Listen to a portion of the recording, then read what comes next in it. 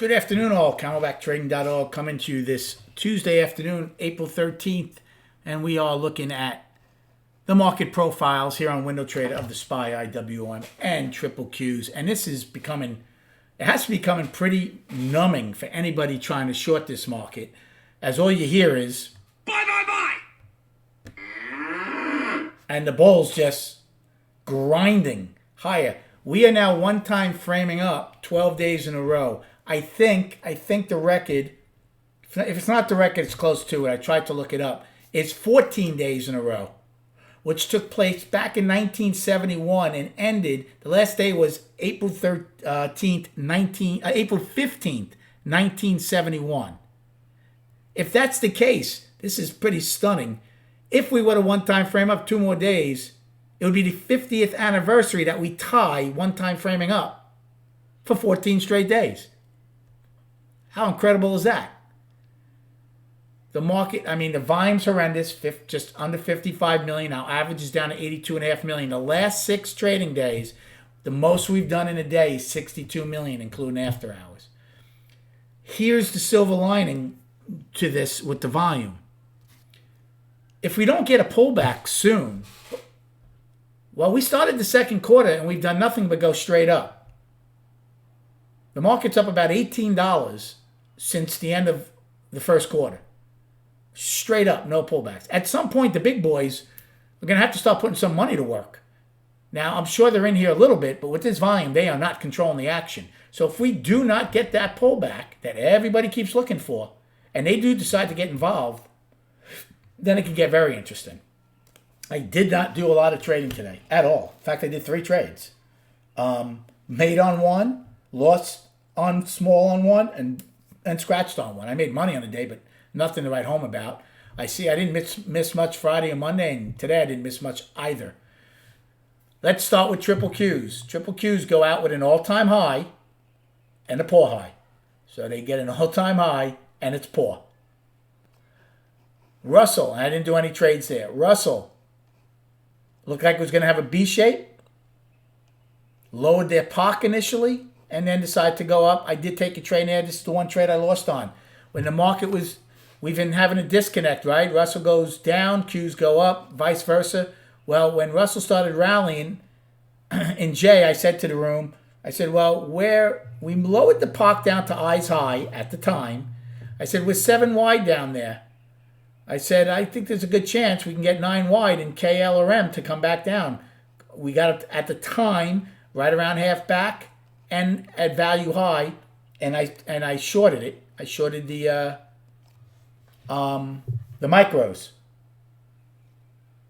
I did 20 of them. I did 10 and 10. I was actually in the money on all 20 of them at one point. I took 8 off in the money.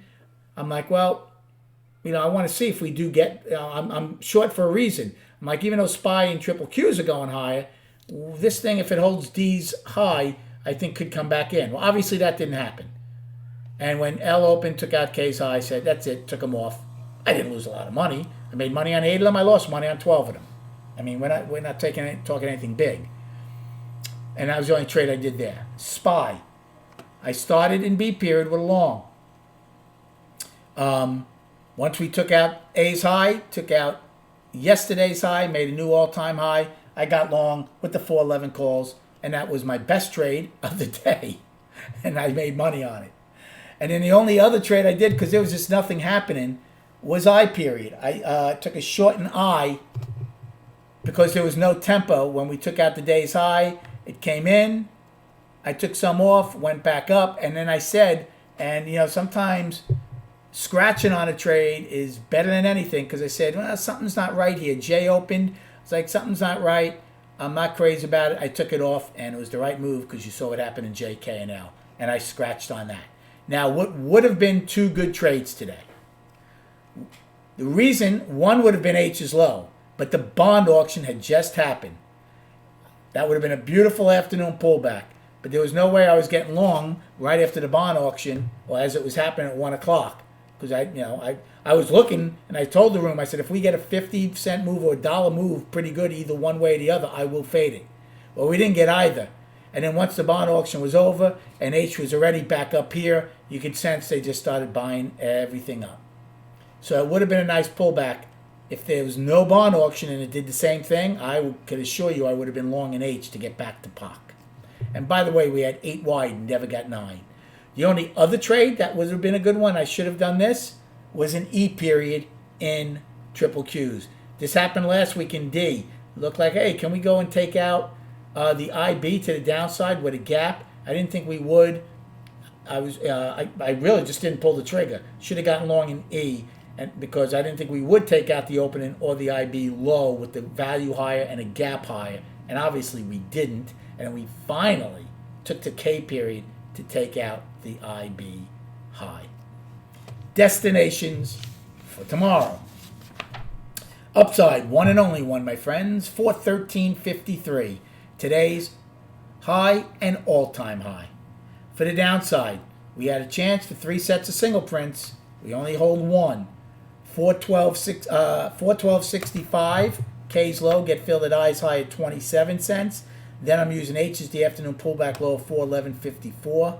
Today's low of 411.12. Yesterday's 10 wide POC of 410.92. And yesterday's daily low of 410.20. And we'll stop there for now. Now, let's go to the charts.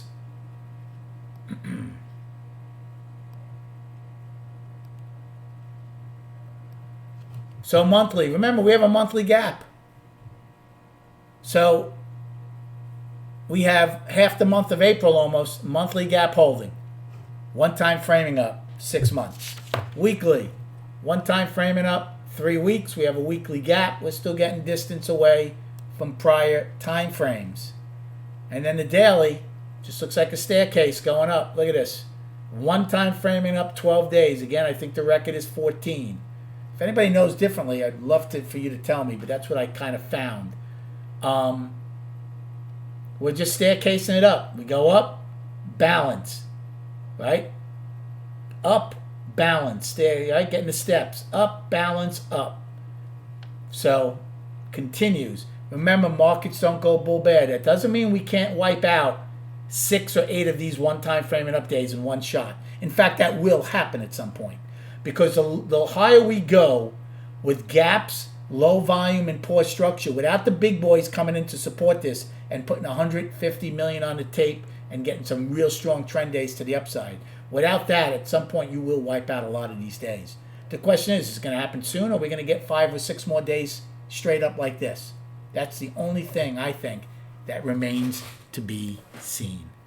I hope you had a great day trading today. Today is my year anniversary, CamelbackTrading.org. Got off to a good start our second year. Have a great night, and we'll speak prior to the opening tomorrow.